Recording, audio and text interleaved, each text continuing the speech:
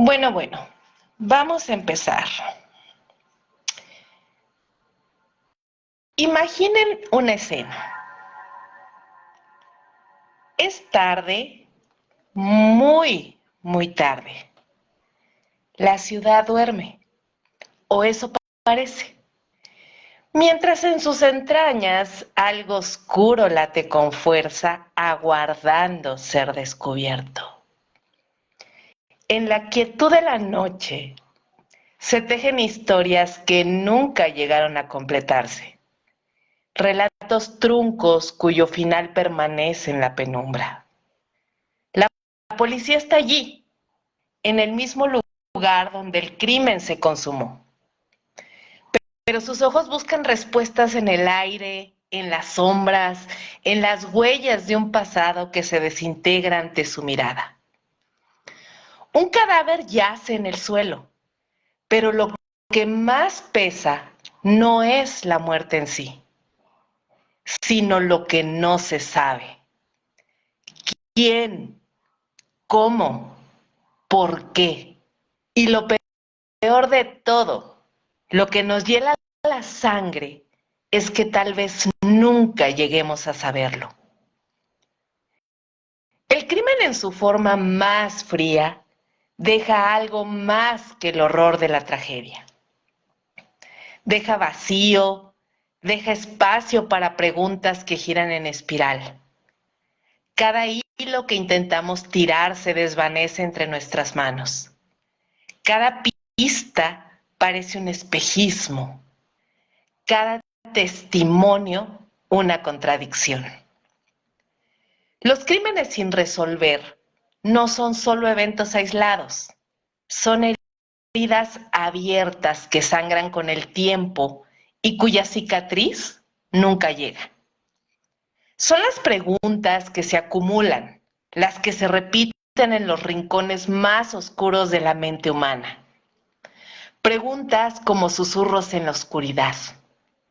¿Quién fue el responsable? ¿Por qué? ¿Qué llevó a esta vida a ser arrancada de un solo golpe? Y sin embargo, las cosas siguen sin resolverse. Hora tras hora, día tras día, mes a mes, año tras año, como piezas de un rompecabezas sin forma. A medida que el tiempo avanza, las huellas se desvanecen. Las evidencias se oxidan. Los recuerdos se desdibujan. A pesar de los esfuerzos, las investigaciones se estancan en un punto muerto, como si alguien o algo estuviera jugando con la verdad. Las familias de las víctimas quedan atrapadas en un círculo vicioso, esperando, siempre esperando, que el velo del misterio por fin se levante. Pero a veces el velo nunca se levanta y el silencio se convierte en una carga insoportable. Los crímenes sin resolver son como relojes rotos que marcan la hora sin que nadie pueda leer la hora real. A veces nos enfrentamos a la terrible posibilidad de que ciertas verdades nunca lleguen a salir a la luz. Y nos preguntamos, ¿qué significa vivir en un mundo donde algunas preguntas, por más que busquemos, simplemente no tienen respuesta? Muy buenas noches y bienvenidos a una emisión más de Perturbador. En este capítulo nos adentraremos en un crimen cuya resolución parece esquiva, como si la justicia misma se hubiera extraviado en el camino. Esta historia es un viaje hacia lo desconocido, un desafío a nuestra comprensión del mal, de la humanidad y de la naturaleza misma. No es solo un relato sobre muertes no esclarecidas, sino sobre la frustración de vivir en un mundo donde la justicia parece estar fuera de alcance. Un mundo donde el cierre nunca llega y el eco de los hechos pasados sigue resonando en cada rincón. Este caso data de siglos atrás, pero sigue vivo en la memoria colectiva, marcado por detalles que nunca pudieron ser explicados y nombres que nunca llegaron a ser identificados. Este caso nos desafía a mirar más allá de las evidencias superficiales, a cavar más profundo, a cuestionar lo que nos han dicho, a preguntarnos si realmente conocemos la verdad. Pero en un mundo en el que los culpables parecen escurrirse entre las grietas del sistema, lo que nos queda es la sombra de lo incompleto. A medida que nos adentramos a este caso, descubriremos que las preguntas nunca se disipan por completo.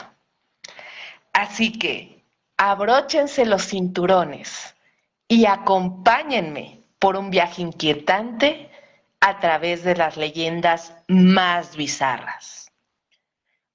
Hoy, en Perturbador, el caso de Jack el Destripador, el primer asesino en serie mediático de la historia. La identidad del autor del brutal asesinato de 5 prostitutas del East End de Londres en 1888 sigue siendo un misterio que alimenta todo tipo de teorías más de un siglo después. De hecho, a pesar de haber transcurrido más de un siglo, los investigadores siguen intentando descubrir al asesino con las técnicas de ciencia criminal más avanzadas que existen. Así que, comenzamos. Finales del siglo XIX.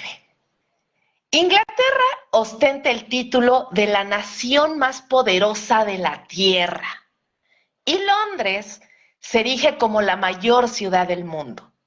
Cualquier viajero que pise sus calles, aunque no lo sepa, puede intuirlo de un solo vistazo. Las imponentes torres del Parlamento de Westminster se alzan orgullosas, un símbolo del dominio político británico, mientras que los bancos de la City controlan el comercio internacional con una influencia que trasciende fronteras. El Times en sus páginas da cuenta de las últimas diversiones de la aristocracia, desde las luces del Music Hall hasta las excentricidades de las batidas para la caza del zorro. En los mares, la Armada Británica mantiene la paz y el orden, mientras que la venerada Policía de Londres, con su uniforme azul, es considerado un reflejo de esplendor del imperio.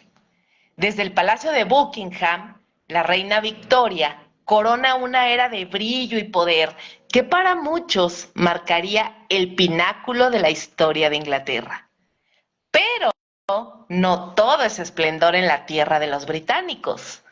Y no hace falta viajar hasta las minas de carbón ni adentrarse en los satánicos telares de Manchester para encontrar las sombras de esta potencia. A muy poca distancia de las elegancias del West End, existe un rincón de Londres que permanece oculto, inexplorado como Timbuktu. Es el East End. En su corazón, Whitechapel se erige como el abismo de la miseria. Hablamos de un laberinto de callejones estrechos y sucios, impregnados por las nauseabundas emanaciones del río Támesis. Es un barrio donde el sufrimiento se apodera de sus habitantes. El alcoholismo, las enfermedades y la prostitución han echado raíces profundas en una población de unas 80,000 almas. En esta enclave, las casas amontonadas y desvencijadas parecen inclinarse amenazadoramente sobre cualquiera que se atreva a caminar bajo su sombra. Whitechapel es el Londres que el resto de Londres prefiere no ver. el Londres oculto tras el brillo de la civilización. Sin embargo, en el otoño de 1888, toda Inglaterra se vería obligada a dirigir la mirada hacia esa barriada olvidada, porque Whitechapel iba a ser el sombrío escenario de los crímenes de uno de los asesinos más notorios de la historia, Jack el Destripador. Es posible que Jack el Destripador no haya sido el asesino más mortífero de todos, pero sin duda es uno de los más crueles y sobre todo el más famoso. Tal vez sea que su nombre sigue evocando ese miedo primitivo que solo los pasos en la oscuridad pueden causar, o el resplandor fulgurante de un cuchillo en una calle solitaria. Quizá incluso sea el hecho de que muchos criminales han permanecido en las sombras sin ser capturados, mientras que a él le pusieron un alias precisamente porque ni su rostro ni su identidad fueron jamás revelados. O tal vez, y esto es lo que realmente lo distingue, es que los crímenes de Whitechapel sacudieron los cimientos de la ciudad victoriana, mostrando una Gran Bretaña distinta, oculta, sumida en la pobreza y la humillación. Sin embargo, pues estas explicaciones no son suficientes para aclarar por qué. ¿Por qué más de 125 años después, la figura del destripador se ha convertido en leyenda? ¿Por qué siguen apareciendo libros y más libros sobre sus crímenes? ¿Por qué existen revistas especializadas en analizar su perfil? ¿O por qué ha nacido una disciplina entera en torno a él? La riperología, que camina en la delgada línea entre la ciencia y la pura especulación. La respuesta es simple. Si Jack el Destripador hubiera sido capturado, hace mucho que su historia habría dejado de interesarnos. Pero la realidad es que, tanto tiempo después, lo que sabemos de él es esencialmente lo mismo que se sabía en su época. Nada. Nada cierto, nada seguro, absolutamente nada. Y es por eso que entre tantos misterios, pues no sorprende que cada pocos meses surjan nuevas teorías sobre su identidad. Existen hipótesis para todos los gustos y para todas las fantasías, como se puede comprobar al ver la variada lista de sospechosos. Algunos, por ejemplo, creen que el destripador fue un miembro de la Casa Real. Otros, un gorila escapado del zoológico.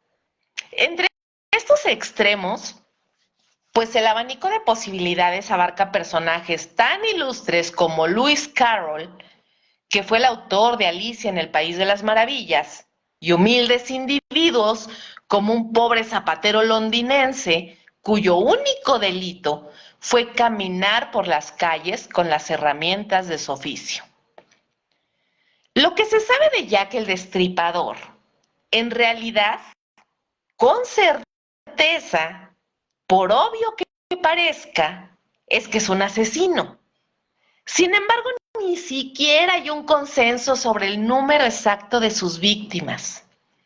No en vano sus asesinatos representan solo una parte de los 11 crímenes de Whitechapel que ocurrieron en aquella época.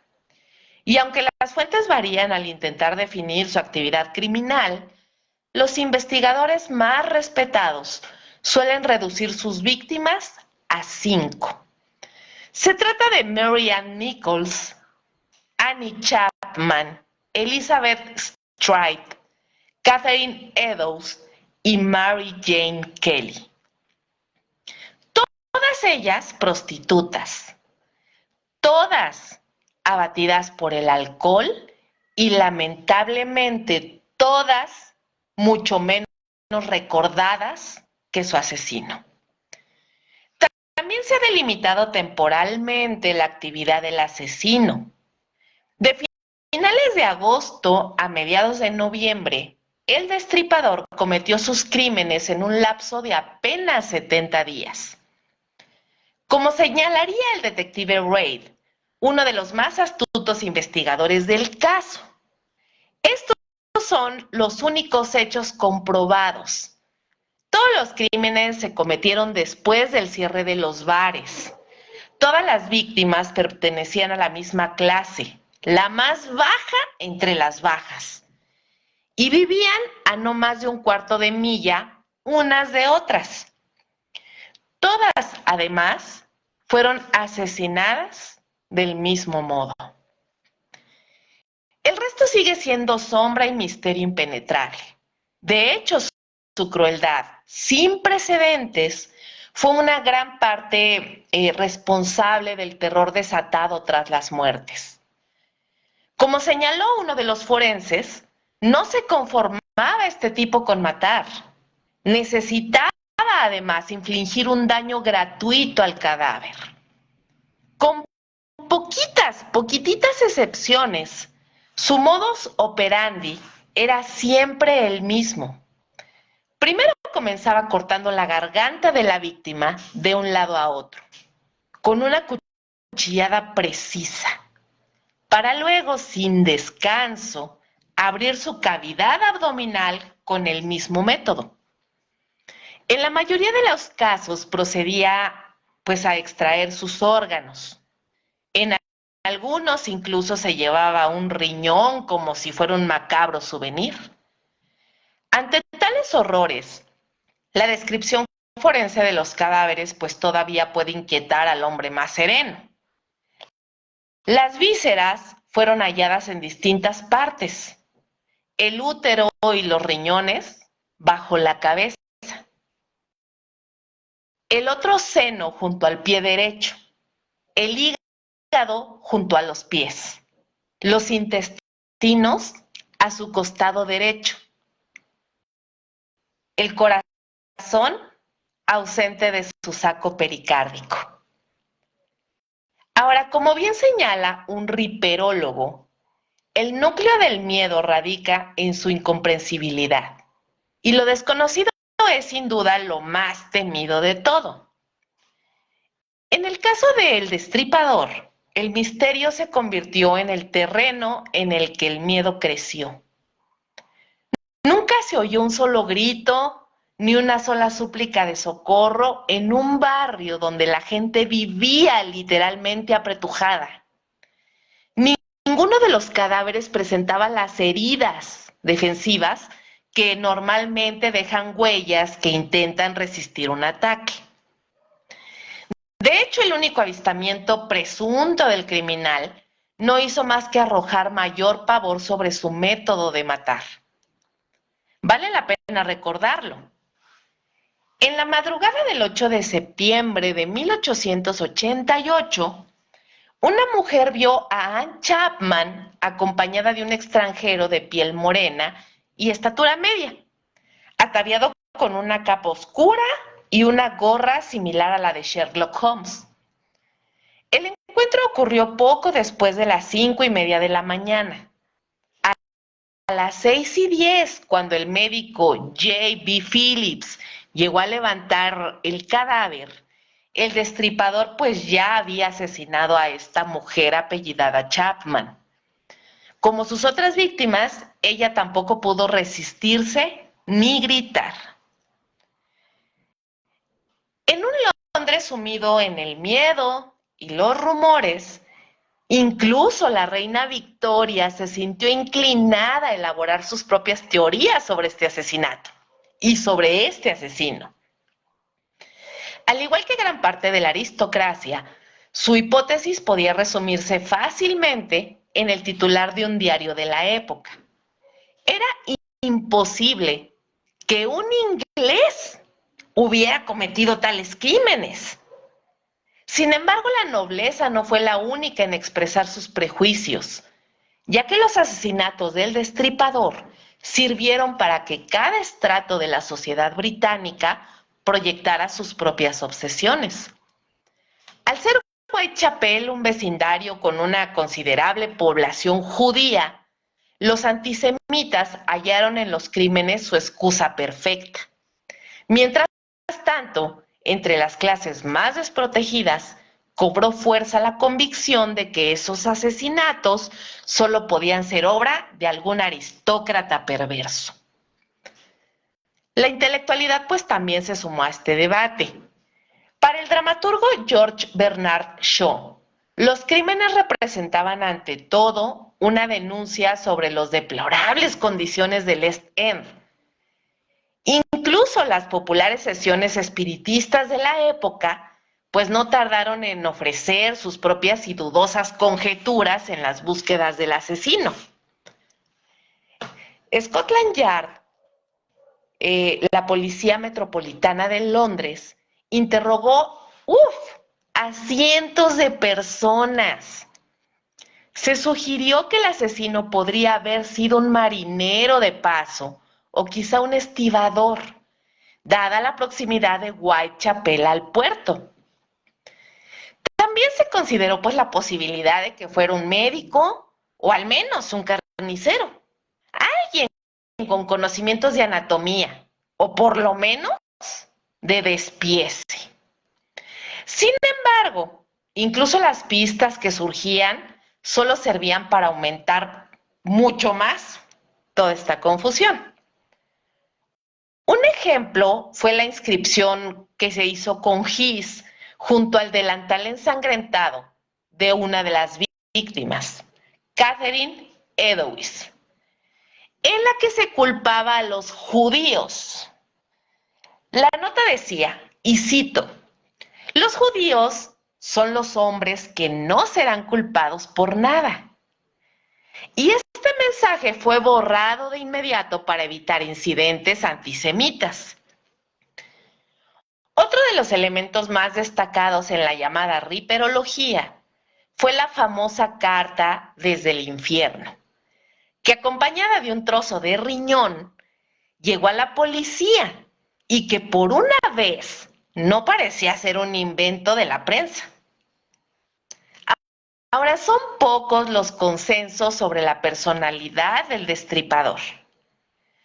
Uno de los pioneros de la elaboración de perfiles criminales fue el doctor Bond, James Bond. Nada, no se crean, solamente era Bond. Este doctor hizo un dictamen que pues realmente fue ampliamente elogiado y decía, y cito, el asesino debe haber sido un hombre físicamente fuerte, de gran frialdad y audacia. En su aspecto exterior debió haber parecido pues un hombre tranquilo, de apariencia inofensiva, probablemente de mediana edad y vestido de manera cuidadosa y respetable. Es decir, vestido como una persona aristócrata, rica. Sin embargo, hay un rasgo que el doctor Bond no mencionó. El asesino poseía un conocimiento minucioso de Whitechapel. Conocía perfectamente ese barrio y sus laberínticas callejas. El perfil del doctor ha sido alabado hasta el día de hoy, pero la pregunta fundamental sigue sin respuesta. ¿Quién era Jack el Destripador? Ahora, para tratar de responderlo, algunos riperólogos, en busca de, digamos, notoriedad, llegaron incluso a mencionar el nombre de William Gladstone, 4 veces primer ministro de Gran Bretaña. Dejando de lado las estratagemas de comunicación, tanto la policía como la prensa de la época tenían sus propios sospechosos. Desde el siglo XIX hasta la actualidad, la investigación ha sumado nuevos nombres, ampliando un catálogo que hoy cuenta con centenares de posibles culpables. Una de las supersticiones más comunes sobre el caso sostiene que el asesino se suicidó tras cometer los crímenes. Entre los sospechosos investigados por la policía estaba un tipito llamado Montag John Druth. Y ese fue uno de los principales sospechosos. Un hombre joven, de buena ascendencia, pero pues que había caído en la decadencia. Y su cuerpo fue encontrado en el río Támesis en el mes de diciembre. Aunque, como en el caso de casi todos los sospechosos, él tenía una coartada que lo exoneraba. El día del primer asesinato se encontraba jugando al cricket en el condado de Dorset. Otro de los investigados era una persona llamada Sherin Klosowski. Y pues también parecía estar exento de culpa. Aunque este hombre era conocido por su afición a envenenar mujeres,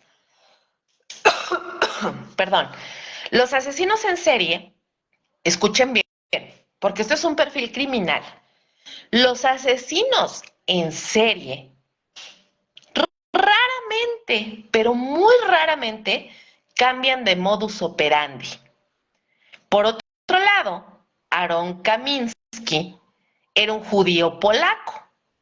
Y este señor fue señalado, pero pues su deterioro mental era tal que de haber sido él el autor de los crímenes, sinceramente habría sido capaz de mantener el secreto.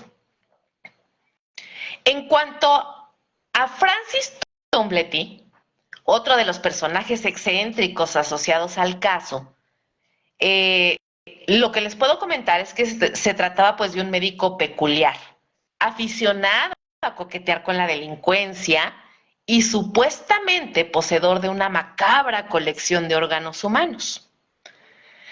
La prensa, por su parte, centró su atención en un cierto doctor Cream, también envenenador de amantes, quien al parecer hizo una confesión incompleta en su agonía. Mientras él moría, se le ocurrió decir, así como entre sollozos, soy Jack el... Y hasta ahí quedó. El ámbito médico ha estado siempre rodeado de sospechas en relación con el caso del destripador, especialmente si se tiene en cuenta que en el caso de Sir William Gould, quien fue médico de la reina Victoria, su implicación otorga pues un morbo añadido. Un destino similar le correspondió a Sir John Williams, ginecólogo de la princesa Beatriz, quien fue acusado de asesinar prostitutas en un intento desesperado por investigar las causas de la infertilidad femenina. Ahora, la pista aristocrática continuaría con un príncipe, Alberto Víctor, duque de Clarence, nieto de la reina Victoria, hijo del controvertido Eduardo VII y segundo en la línea de sucesión al trono. Y desde sus primeras implicaciones, que datan de hace más de medio siglo, se especula que Alberto Víctor, ya fuera solo o acompañado de un supuesto amante, habría al menos conspirado para silenciar a quienes pudieran saber de un presunto hijo ilegítimo suyo. Quien desee profundizar en esta compleja historia puede recurrir a la de Alexander Pedachenko, quien según un manuscrito perdido de Rasputín y en su calidad de agente de la policía secreta zarista, la Ojrana, habría cometido los crímenes para empañar la reputación de Scotland Yard.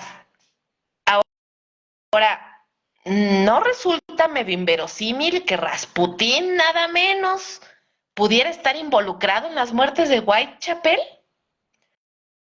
Tal vez la verosimilitud nunca haya sido el punto fuerte de la riperología. Los Los tratadistas más benevolentes sostienen que las muertes de 1888 pues ayudaron a tomar en serio la situación de los suburbios realmente mortales como Whitechapel. La insalubridad de esas zonas de peste llegó, efectivamente, hasta el Parlamento. Sin embargo, pues para entonces, la fiebre asesina del destripador ya se había convertido, pues como apunta una de las grandes, uno de los grandes historiadores de esta ciudad, que decía que era en un aspecto perdurable del mito de Londres, ya que el destripador fue el primer criminal que existió en esa gran metrópoli. Y la atmósfera miserable de aquel febril barriesucho, Ace Inn, contribuyó pues a que las calles y casas del barrio se identificaran con los mismos crímenes, hasta casi el punto de compartir la culpa. Vaya, como si el espíritu o la atmósfera de la ciudad hubiera jugado un papel en las muertes. Al final, el verdadero hito del caso de Jack el Destripador es que todos los crímenes sin resolver pues terminan como aterrizando en ese mismo, en Jack. Quizás como una forma de redimir ese interés morboso. No hace mucho en una encuesta, Jack el Destripador fue elegido el peor británico de la historia. ¿Por qué? Nadie podría saberlo. O sea, no sabemos, entre comillas, por qué pudiera ser el peor británico de la historia. Ahora es un consuelo para sobrellevar la triste verdad que, pues, ya en tiempos del asesino, afirmaba uno de los altos mandos de Scotland Yard, que nadie sabe nada ni sabrá nada en 1000 años sobre la verdadera historia del destripador. Ahora, la pregunta que seguramente todos nos estamos haciendo es si se resolvió el misterio de Jack el Destripador. Pues déjenme les cuento que una prueba de ADN conecta a un sospechoso con los crímenes de Whitechapel más de un siglo después. Fíjense que el investigador Russell Edwards asegura haber identificado finalmente pues al infame asesino en sus recientes estudios. Gracias a los avances pues obviamente que hay actualmente de la tecnología forense, nuevas pruebas fueron incorporadas a este enigma histórico, brindando pues un giro inesperado en un caso aún sin resolver. Y miren, es que después de más de un siglo de misterios y especulaciones, Jack el Destripador podría haber sido finalmente identificado. Jack Russell Edwards es un investigador que lleva casi 30 años estudiando este famoso caso y utilizó tecnología avanzada de reconstrucción facial para generar una imagen en blanco y negro de cómo podría haber lucido el asesino en 1888.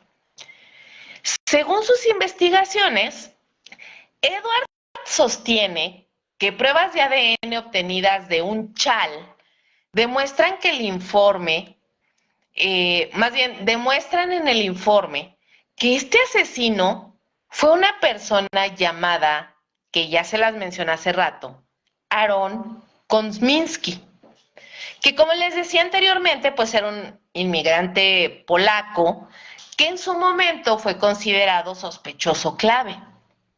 Además, Edwards afirma haber desvelado los motivos detrás de las mutilaciones de las víctimas y cómo el asesino logró eludir a la justicia.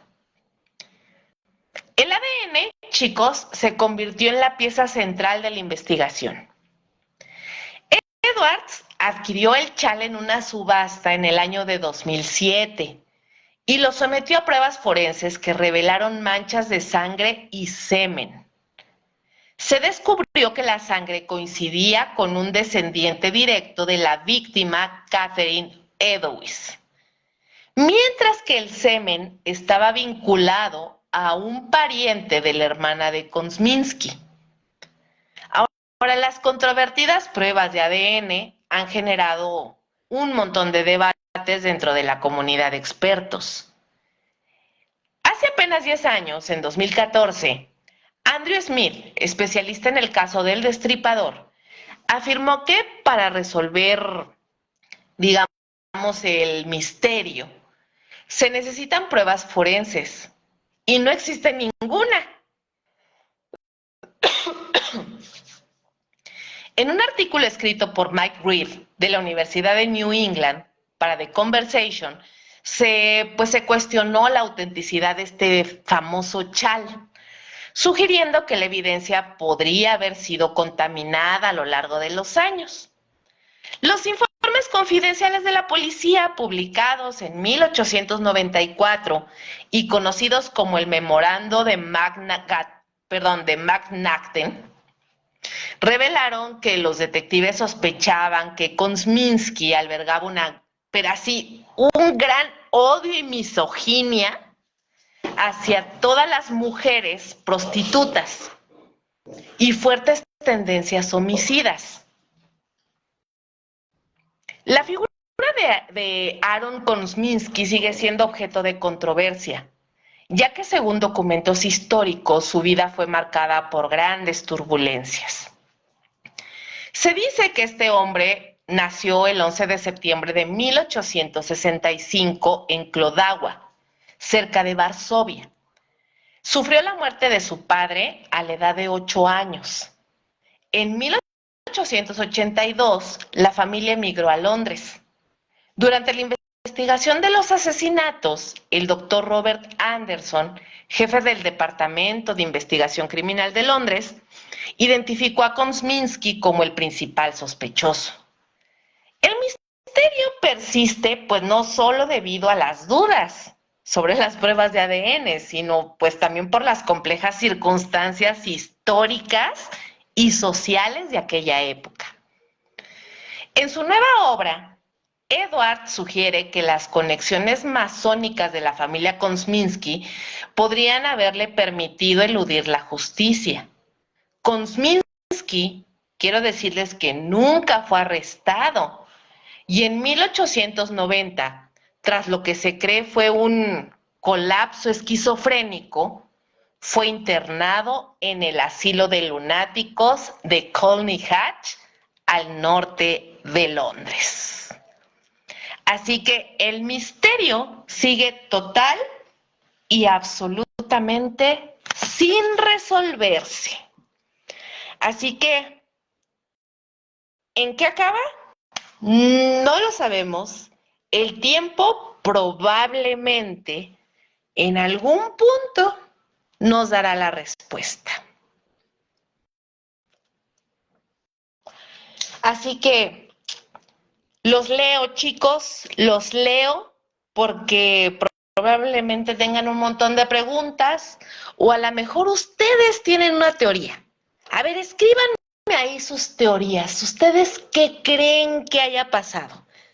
Y mientras me las escriben, saludo a todititos los que están aquí. Isaac, Daniel, Adrián, a Gus, a Omar, a Iván Petty, ¿cómo estás, Ivancito? ¿Quién más anda por aquí?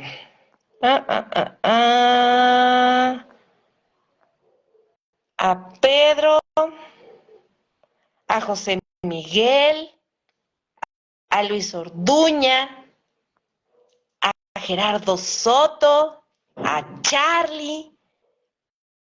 ¿Cómo ven?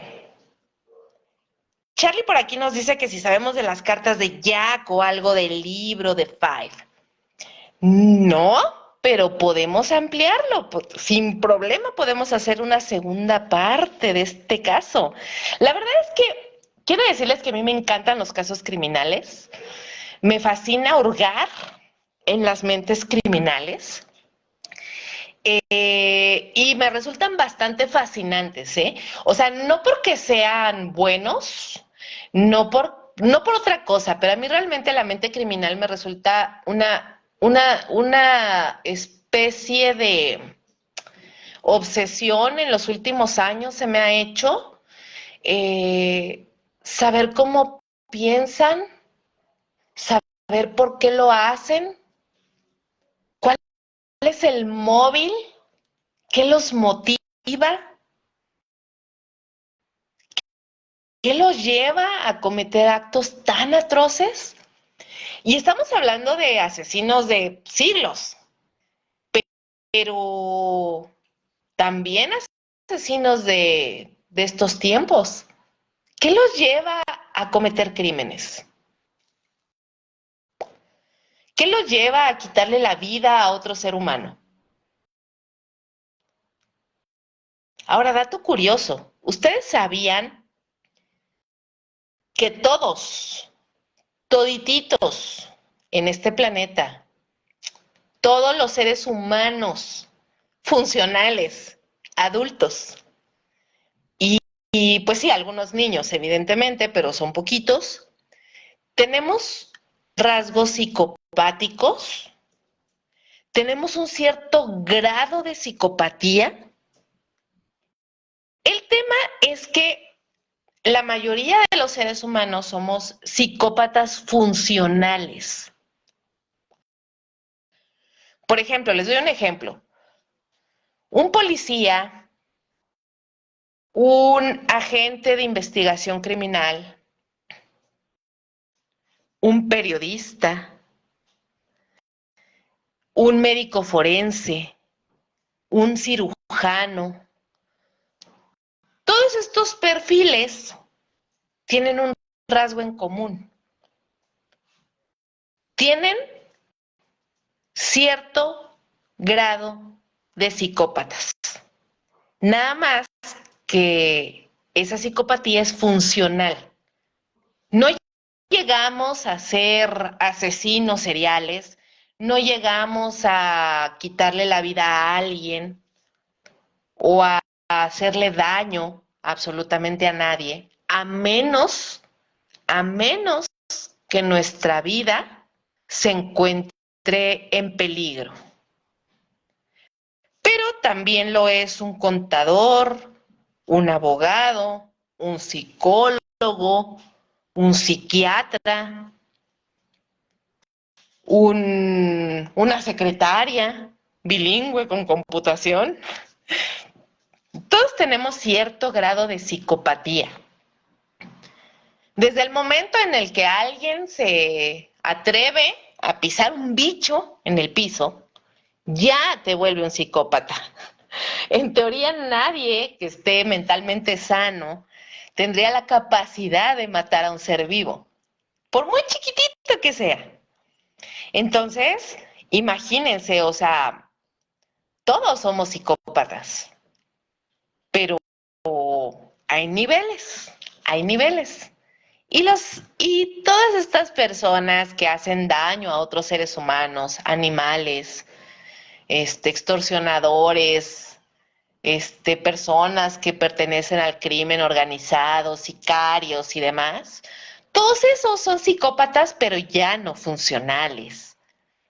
Son personas que ya no tienen control de sus emociones, que a la primer mirada que no les parezca, al primer gesto que les ofenda, ya con eso es suficiente para querer desvivir a alguien más. Sacar tal vez un arma, cualquiera que sea, y quitarle la vida a otra persona. Entonces, estos casos de crímenes sin resolver, a mí siempre, siempre me han parecido sumamente interesantes. ¿A quién de ustedes les gustan también estos estos temas. No quiero parecer yo la única loca psicópata aquí. Por favor, alguien dígame que le gustan estos temas, porque ya me estoy sintiendo como hasta acalorada, porque siento que ya todo el mundo está así como que rascándose la cabeza y viendo al techo como diciendo, válgame el cielo con esta tipa. Ya, o sea, la perdimos totalmente, se le botó un tornillo, pero en serio, o sea, todo este tipo de cosas me encantan. Claro, aparte del terror, el misterio, lo paranormal, los fantasmas, todo eso. Entonces, a alguien de ustedes conoce algún caso que le gustaría que lo investigara, que lo presentara ante ustedes, que le rascara hasta lo más profundo de la cazuela para ver qué hay? Ay, Francisco, muchas gracias. Qué bueno que a ti también te gustan. Por lo menos ya somos dos psicópatas locos aquí. Me siento así como, les digo, muy acalorada. No sé si es el café que me estoy tomando. Oigan y cuéntenme, ¿de qué más les gustaría que hablara? Miren, es que yo, sinceramente, yo necesito gastarme mis 100,000 palabras diarias y como estoy sola todo el día, no me las gasto. Yo necesito hablar y hablar y hablar y tengo una mente súper ágil y ya saben, en redes sociales estoy en chinga, lo que escribe y escribe y escribe frases matonas.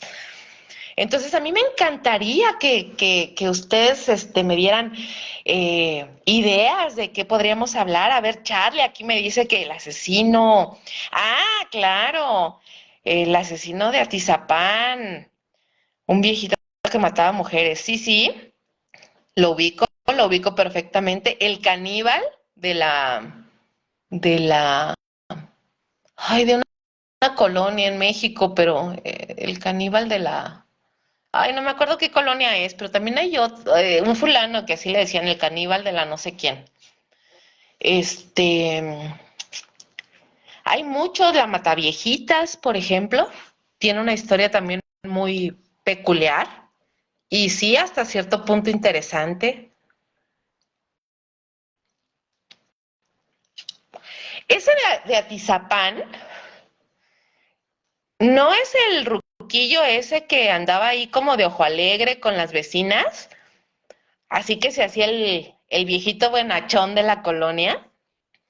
Y y que había invitado así como a una doña ahí a comprar chácharas o no sé qué diablos, y que jamás regresó a su casa y que después, pues el marido creo que era policía y pues por andarla buscando, pues se dio cuenta que el ruco ese se había ido con ella, se metió a su casa a la fuerza y ya ahí fue donde encontraron identificaciones y bolsos y pelo y pues no sé si órganos o cosas ahí en su casa. Me parece que es ese.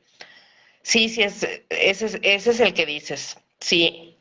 Sí, un ruquillo que no dabas un peso por ese anciano. O sea, en serio, fíjense que los asesinos seriales tienen esa peculiaridad, ¿eh? Que no das un peso por ellos, o sea, los ves y los ves tan, sin embargo, tan intramusculares, o sea, como si nada. Hay veces que somos muy prejuiciosos los seres humanos.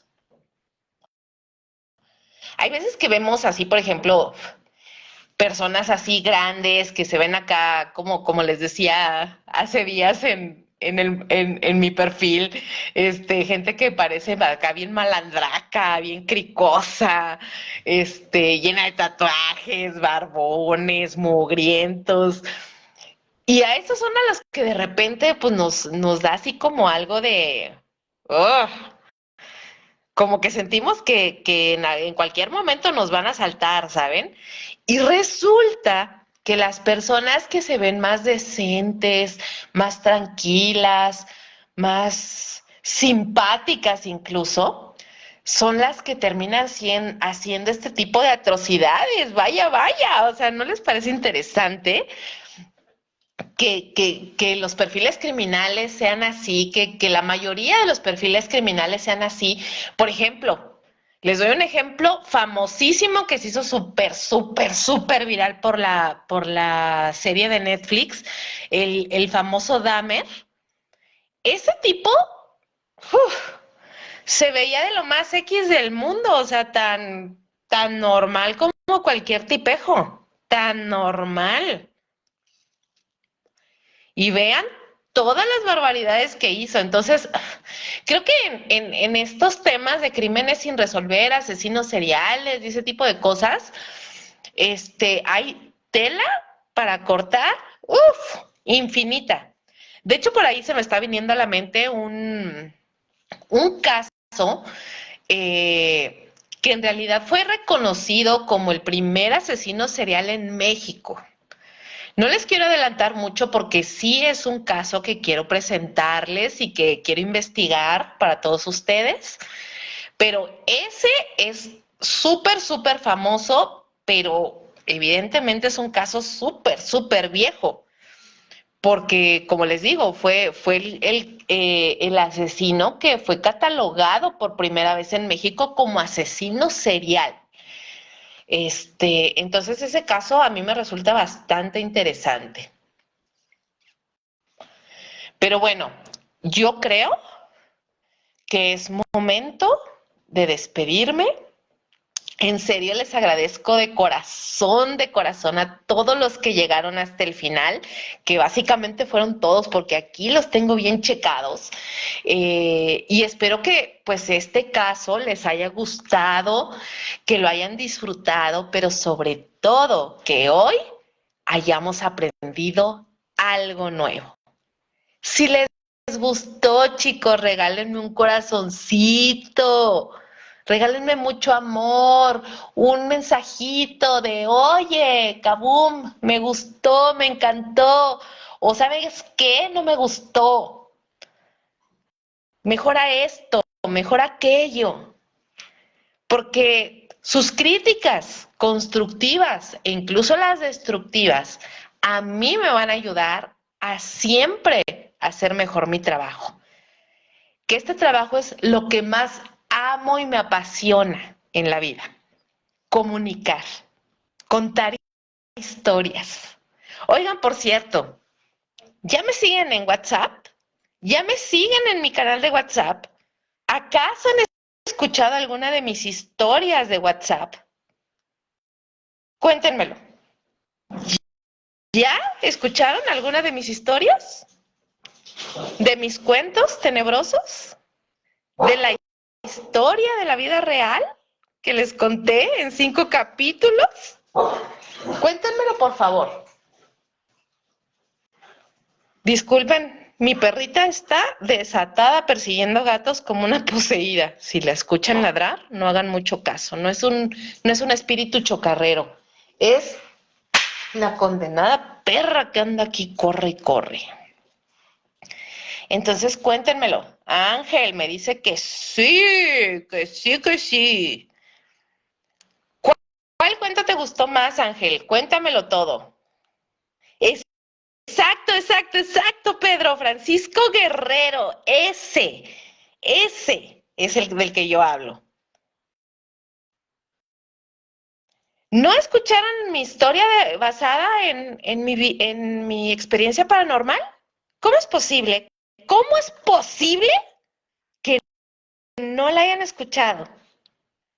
Francisco, esa historia la tengo subida en mi perfil y se llama La sombra del pasado, mi encuentro con lo desconocido. En WhatsApp, ¿qué les parece si, pues en WhatsApp, si se meten a mi perfil de Facebook, la primer publicación fijada, ahí viene mi, mi enlace, el link para que los enlace a mi canal de WhatsApp. Ahí es donde estoy subiendo los cuentos de terror que yo escribo. ¿Va? O sea, ahí hay cuentos de terror y algunos datillos curiosos. Y ya en Facebook Publico pendejadas, como ya han leído, mis frases matonas, mis memes chocarreros y por supuesto les presento los programas en vivo para que conozcamos un poco más de este mundo paranormal, enigmático, perturbador y misterioso. Muchas gracias, Ángel, muchas gracias. Ya tengo un fan número 1. Te voy a dar una insignia de fan destacado. Muchas gracias. Pero sí, o sea, la verdad es que sí, no es por nada. O sea, digo, dicen que alabanza en boca propia es vituperio. Pero me la rifo escribiendo cuentos y narrándolos. Creo que más narrándolos. Entonces, los invito en serio a que me sigan en mi canal de WhatsApp, me encuentran como Kaboom, pero creo que hay un canal que así se llama también Kaboom Kaboom, o sea, doble Kaboom. Entonces, busquen en mi perfil la primer publicación de mi perfil fijada al principio, ahí viene el link para que me sigan en mi canal y ahí ustedes, antes que en Facebook, se enteran de qué voy a hablar en los en vivo. ¿Va? Entonces, de verdad, muchas gracias, muchas gracias. Estoy muy feliz de que estén ustedes aquí conmigo, que me estén acompañando por este viaje, que me alienten a seguir haciendo estas transmisiones. Mucha gente me dice, ay, pero ¿por qué no sales tú? ¿Por qué no sale tu cara?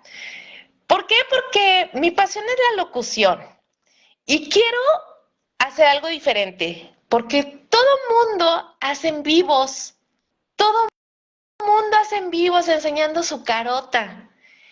Y aquí lo importante no es mi cara, es la historia, es lo que les estoy contando. Quiero que utilicen su imaginación como lo hacían nuestros papás o nuestros abuelitos cuando escuchaban radionovelas o programas de misterio. Yo recuerdo que mi abuelito y mi papá me contaban que había como una miniserie, no sé si era una serie, una novela, no sé qué diablos sea, como radionovela que se llamaba Calimán. Y de ahí me inspiré, fíjense, me inspiré porque creo que hemos perdido con tanta tecnología y con esta maravillosa tecnología de hacer en vivos, con imagen y todo el rollo, hemos perdido la práctica de imaginar, imaginar lo que nos están contando. Y yo quisiera lograr, y ustedes me dirán si lo consigo, transmitirles, lograr que ustedes se creen en su mente el escenario que yo les estoy planteando, que les estoy contando, ¿va? Entonces, espero lograrlo, y si no lo logro, espero adelante, más adelante, poderlo lograr. De verdad, muchas gracias. No se olviden regalarme el corazoncito y tampoco se les olvide comentar si tienen alguna información adicional sobre este caso o sobre cualquier otro. De verdad les deseo que tengan una hermosa noche y dulces pesadillas. ¡Chao, chao!